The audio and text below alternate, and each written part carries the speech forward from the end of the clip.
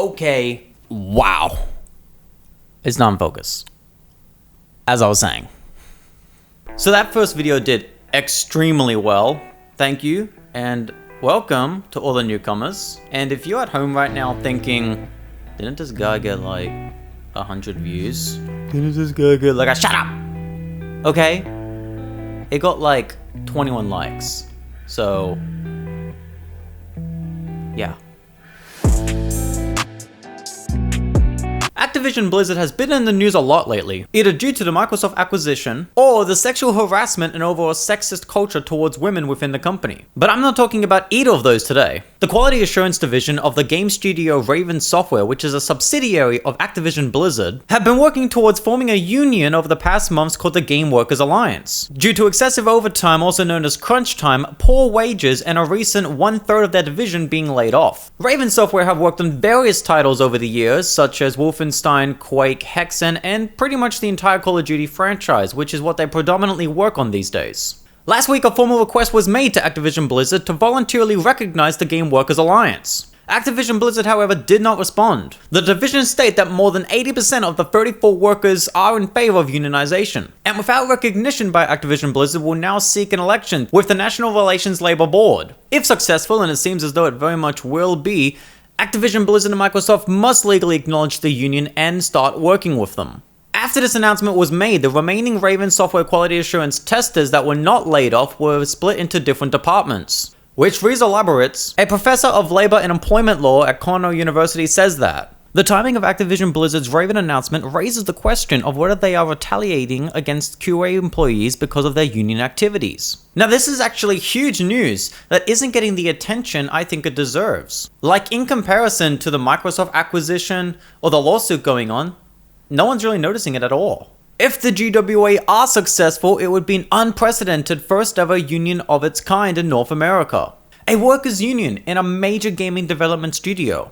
And that is where we are today, well at least at the point of recording this video. Razer has systematically removed all claims and mentions of N95 protection on the Razer mask.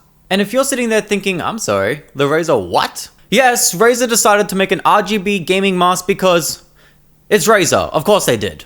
Since Razer first started advertising its new mask called the Razer Zephyr, marketing and promotion of the mask has used the term N95 rating. Now for those that don't know, N95 is a specific rating used in the US given to a mask based on its level of protection. Now the issue with Razer is that the replaceable filters in the mask did indeed meet the N95 specification, however the mask as a whole did not. So when you wore that mask, you were not getting N95 protection against COVID or any other airborne particulates. This all only became apparent to the media and the public because YouTuber Naomi Wu did a teardown of the mask and called bullshit on their claims. On Twitter, Razer said, "We've taken feedback and guidance from regulatory agencies to establish our testing protocols for the Razer Zephyr and the Razer Zephyr Pro." In other words, we got in trouble for saying it was N95 when it wasn't. The only thing I like about this mask is that you're wasting far less, as typically P2 or N95 rated masks have to be entirely thrown away,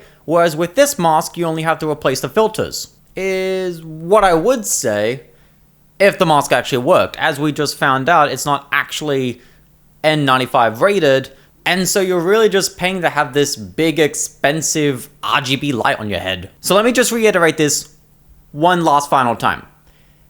If you want protection from COVID, do not buy this mask.